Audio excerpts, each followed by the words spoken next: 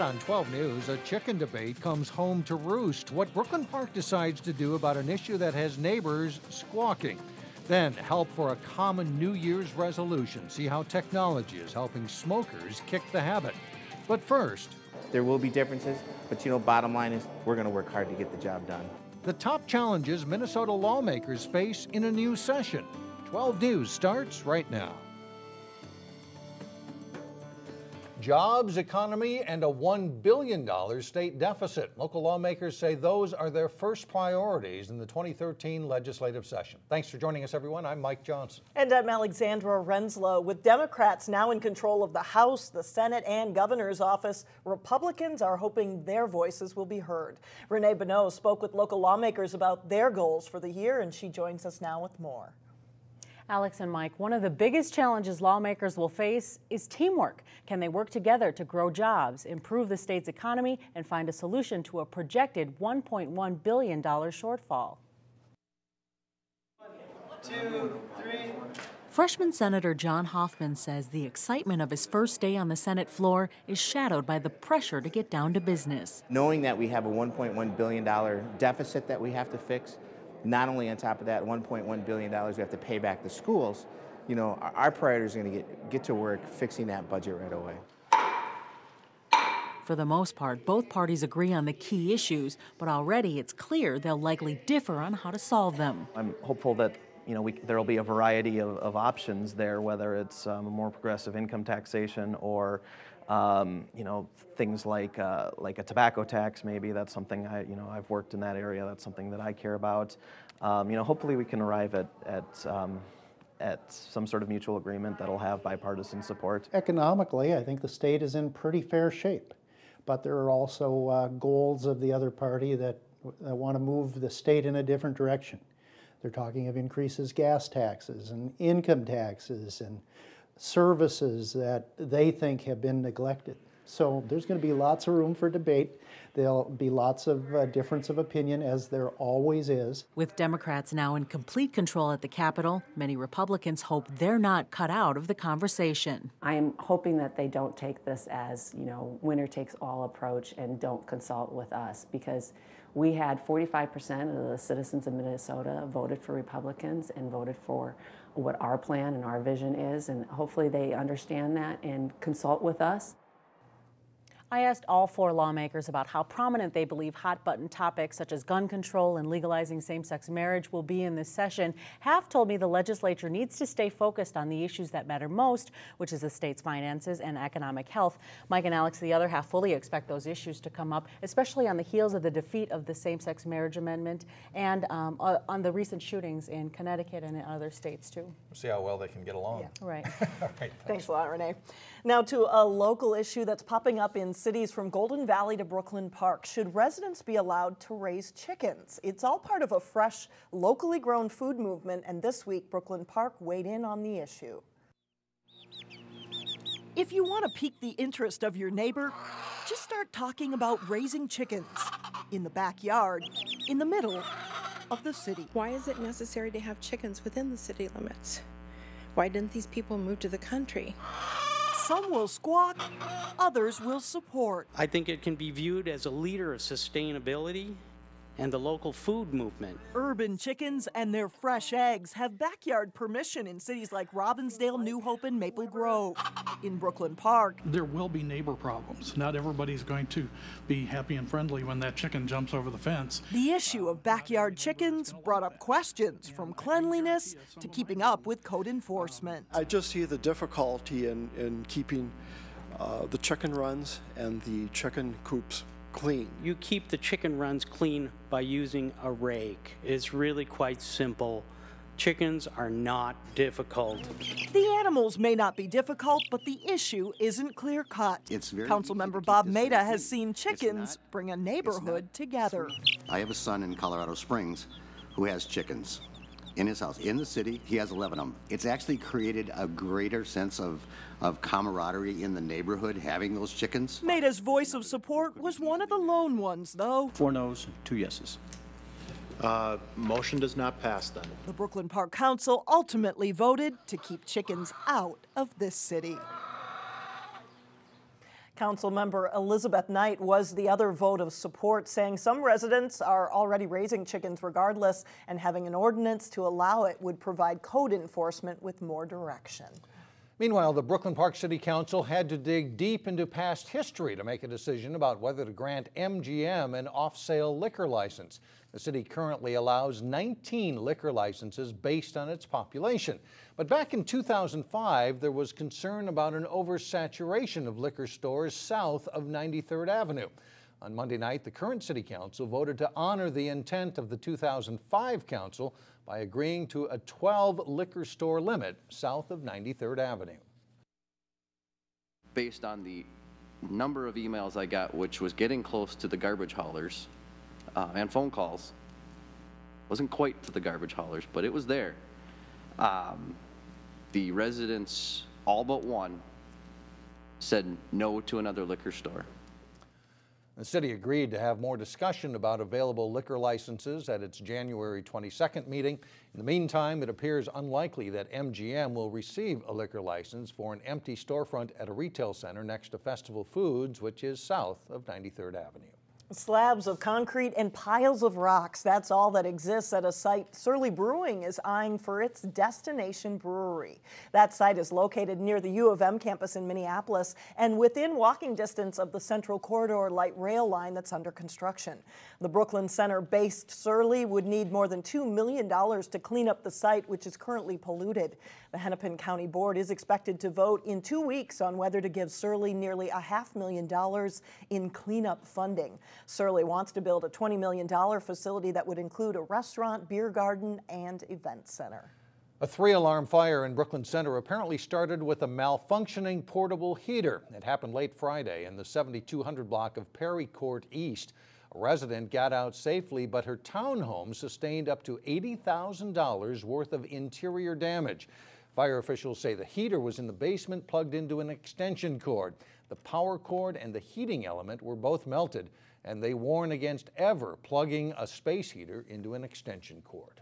Golden Valley Police are looking for a few good men and women interested in police work. They'd like to add to the police reserve force.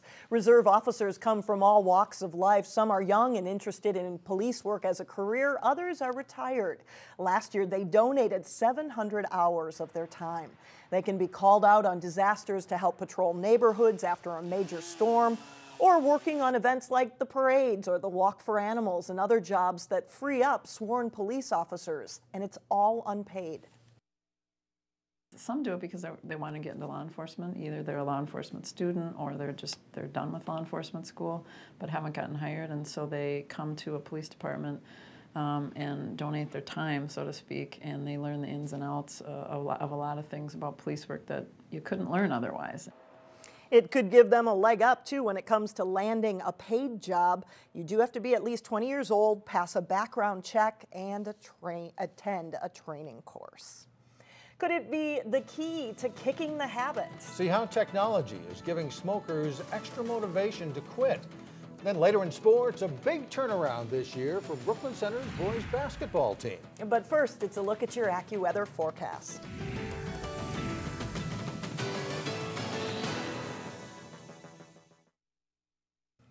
In an effort to help keep the flu from spreading, some hospitals in Minnesota are tightening restrictions on visitors. In the Northwest Metro, North Memorial hasn't made changes yet, but officials are reminding visitors of a few common sense precautions. First, don't go if you have a fever, cough, or sore throat. Second, wash your hands or use a hand sanitizer before and after entering a patient's room. And third, make sure to cover your cough if you do cough while you're there using a Kleenex or just cough into your arm. Nearly 600 people have been hospitalized with the flu in Minnesota since October. One of the most common New Year's resolutions you hear about this time of year is quitting smoking, but like any addiction, it's not easy to do. A local group knows the challenges and hopes that a new free program called Together We Quit will help smokers finally kick the habit. Cassie Bonstrom tells us more in today's Health Check report. As most smokers will tell you, quitting isn't easy. I know that I need to quit, but it's very hard to quit. I have attempted like a few times, and it failed. That's why a local group hopes a program using your cell phone may be the key to success. We want to make sure that people have access to QuitPlan wherever they are, and certainly for a lot of people that's through their mobile phone. QuitPlan, a free program based here in the Metro, is offering a New Year's promotion. Those who sign up by the 13th will get daily texts, weekly emails, and access to online tips and tools during the month of January. My phone does not leave my side. I'm with it 24/7. For Raymond Thomas Schultz, he says having that information literally at his fingertips could be the extra motivation he needs. Yeah, that'd help. More pushing me to quit smoking. More ambition to quit. And it will certainly improve, their health, not to mention their pocketbook as well. Mike Sheldon with QuitPlan acknowledges that texts and emails alone won't do the trick. He suggests smokers also have a well-thought-out plan and support from family, friends, and doctors. But he thinks the online component is certainly an important piece of the puzzle. That's why we wanted to provide this extra motivation, this extra support for people to really be successful for their New Year's resolution to quit smoking in 2013. Support that hopefully results in people like Raymond throwing the cigarettes away for good. I can feel it affecting my health. I'm ready to quit smoking.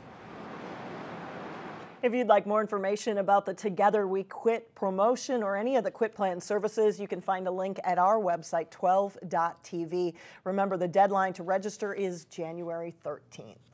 Coming up, scientific research tested out in a very unusual setting in Golden Valley. And up next in sports, it's a strong start to the season for the gymnastics team at Wayzata. John Jacobson has that and more when we come back. John Jacobson with sports. Brooklyn Center basketball enjoying a much improved season this year. Nice little comeback this year. They had a good season 2 years ago, down last year, and on the way back up here.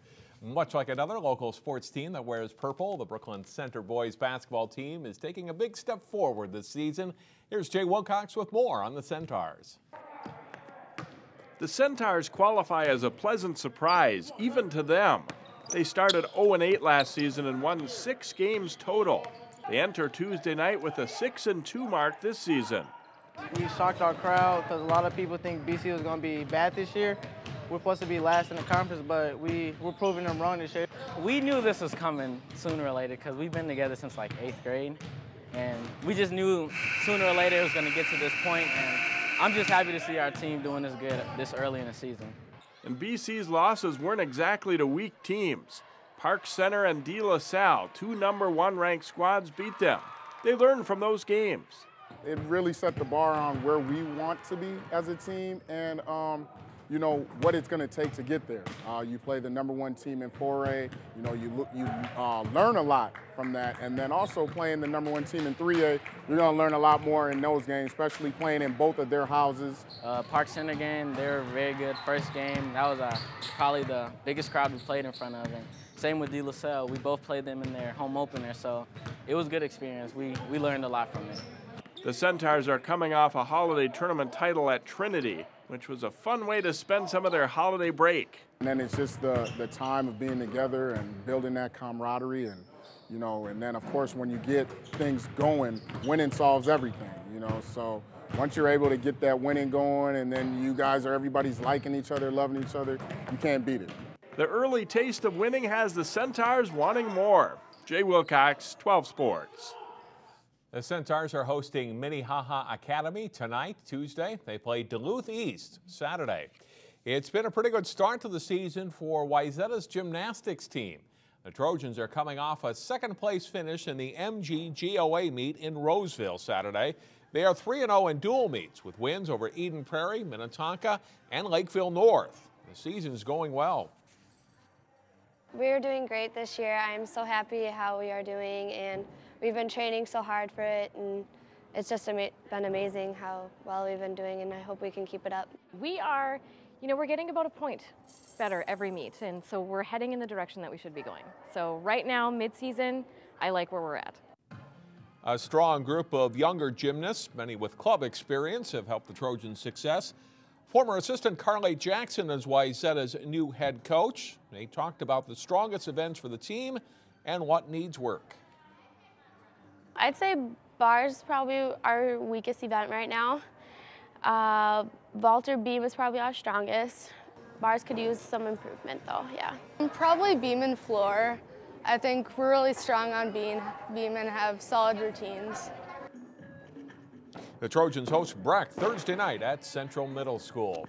We'll see Wayzata's wrestling team in action later this week on Channel 12.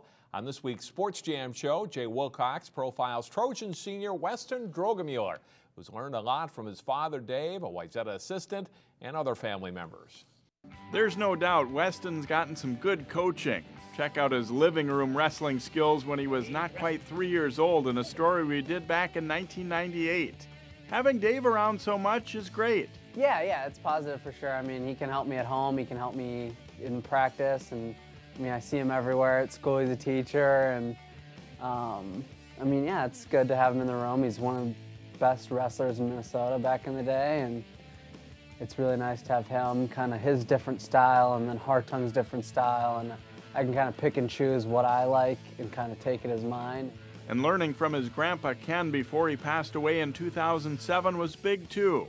My grandpa did show me a lot when I was a little guy, and yeah, he got sick kind of at the point where I was getting a little bit better, so he couldn't really coach too much. But you can watch the rest of the Weston Droegemueller story and much more on Sports Jam. It's on through Wednesday here on Channel 12.